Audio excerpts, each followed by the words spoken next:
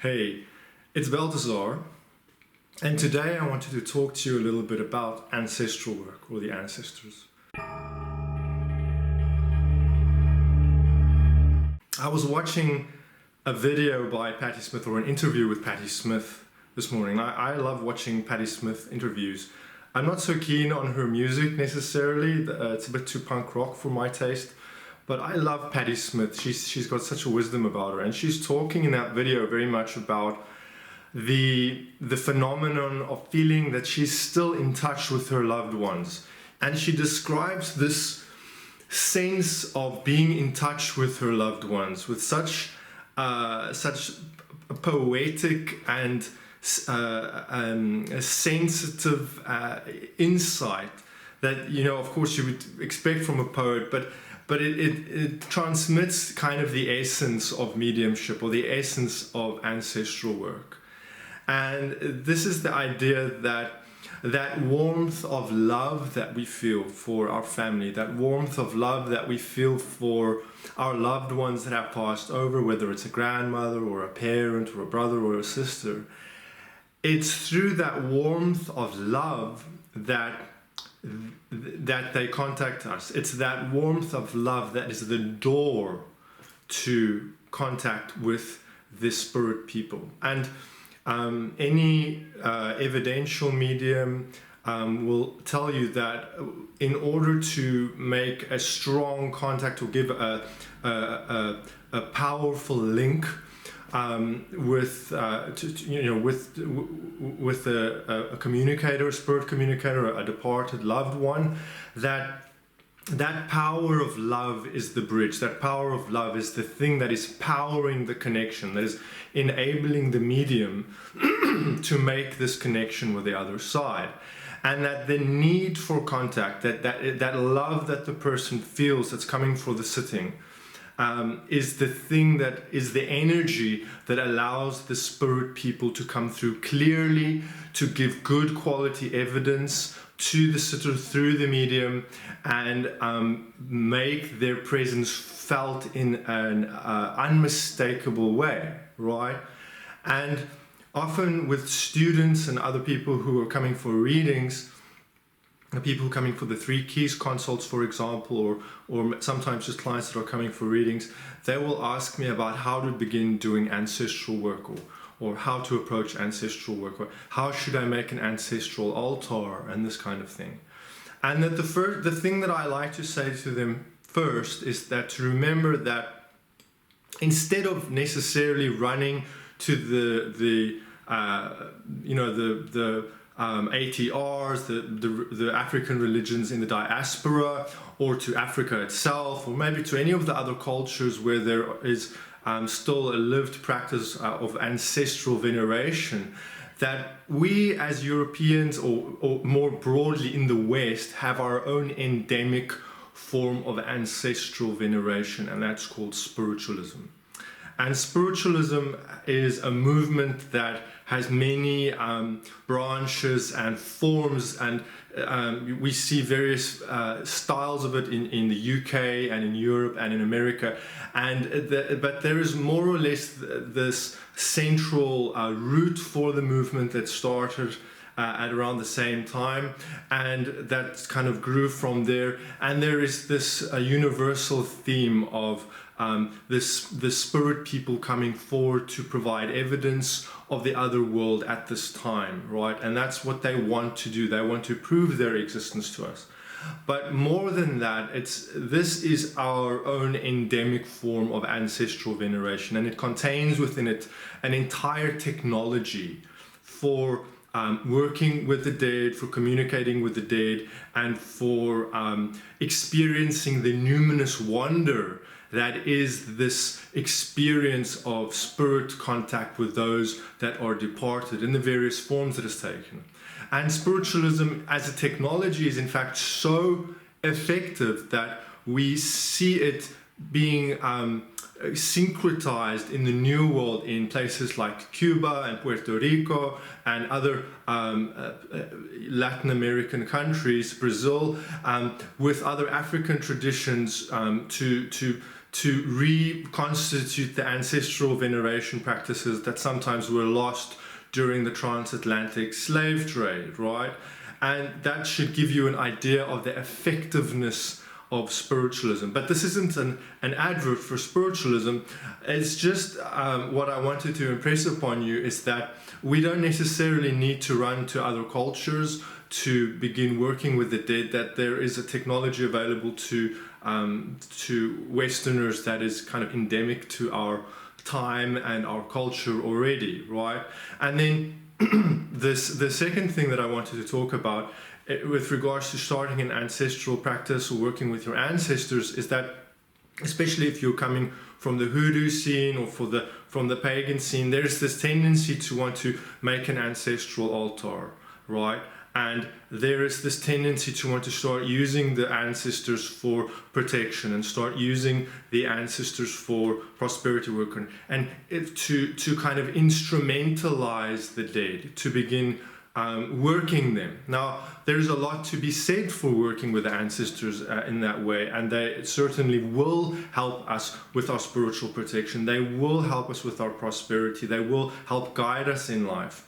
But I think what we miss by running into creating ancestral altars or kind of making up our own sort of little ancestral veneration practice is this essential idea that the contact with the ancestors is made through this warmth of love. That the warmth of love that we feel for those departed grandmothers, those departed brothers, those sisters who we think of fondly, and who we sometimes feel around us, is the doorway. And what I like to emphasize to clients that want to get into working with the ancestors is not to rush into making an ancestral altar necessarily. That might be a step that comes later. But a perfectly valid approach is to do something called sitting in the power. And there are different takes on what this involves, but one of the ways that I was taught is simply to set aside a time and a place that with some regularity, so make a date, like say once a week, to do this, and then to sit quietly and to open yourself up to that warmth of love, right? To send an invitation to the spirit people, to draw nearer, to begin blending with your energetic field, you could say, to use slightly new age terminology. And the point that I want to emphasize here is that in that time, whether it's 5 minutes or whether it's 10 minutes, that you make an effort to radiate and to connect with the warmth of love that those people represent. And we all know that feeling. It's the warmth of your mother, a memory with a departed mother or a grandmother, something special. And you can use that memory, you can use that feeling to open up the door to let them come closer and work with you through that feeling, because it is the warmth of love that is the bridge that allows them to begin working with you. So that's what I want to say. Instead of instrumentalizing them, instead of beginning thinking of how can I use my ancestors for such and such, for protection and so on, to rather at first shift the focus to that warmth of love, creating a space and a time for communion, for connecting, right? And that doesn't involve necessarily altars, it doesn't involve fancy visualizations, it won't involve manifestations or necessarily that you will hear voices or other mediumistic phenomena, but you are focusing instead here on a feeling of connectedness that comes through love, because it is in that they live, that they continue to live. And it is through that they begin moving in your life and begin working in your life in a tangible way. And if you do this practice of sitting in the power, which is really to sit in the love of your departed ones, and to commune with them in love, to create a space for radiating that loving connection to them, of remembrance, of appreciation, right? whether it's 5 minutes, 10 minutes, it doesn't matter. But if you allow for that energy to build in your auric field, some more new age parlance for you, but if you allow that energy to build in your auric field, that with that there is a kind of battery of power that begins to develop, an ancestral force. And it's through this sort of ancestral force thing that they are able to begin manifesting in very tangible ways in your life. And then maybe after a certain period of doing that, looking at making an ancestral altar, these kinds of things that we incorporate from the diaspora traditions and so on, maybe from Espiritismo or from a related tradition. But it might not ever be necessary to do that. There are many mediums and spiritualists within the Spiritualist Nationalist Union and so on. Would never dream of having an altar or anything like that. Their work is purely on a spiritual level, right? And so therefore it is legitimate to work in this way alone, and it means creating a space and a time for that connection, right? And in an unselfish way, really, inviting a loving connection, a communion, right? And from that communion, by being regular with this practice of sitting with them in love, we will find all sorts of synchronicities. We might find dreams arising. We might see other kinds of mediumistic phenomena begin developing spontaneously, right? Because we've allowed this door of love, this bridge of love to build. And this is how they work. This is how the ancestral force is able to begin moving in our lives in an effective way and in a sustainable way. So instead of rushing to build altars, instead of becoming like a spiritual magpie and bringing this from that tradition and that from that tradition and trying to kind of concoct your own ancestral practice, I would suggest that this focusing on the essential, focusing on this bridge of love and creating some sacrifice and offering of your time. Because we're running, a lot of people are like, should I do offering? Should I give them coffee? Should I give them rum? What should I give them? No, don't bother with that yet. Why don't you give them an offering of your time?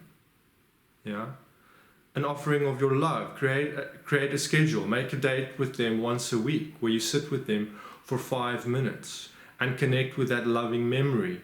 See if you can feel that warmth of them around you in a genuine, heartfelt way, because that is a true sacrifice. That is something that will require real devotion on your part. And through the regularity of that, then you might find that all kinds of miracles begin to happen. So that's what I have to say about ancestral veneration. I trust that was helpful to you. Remember to like or subscribe, and thank you for watching.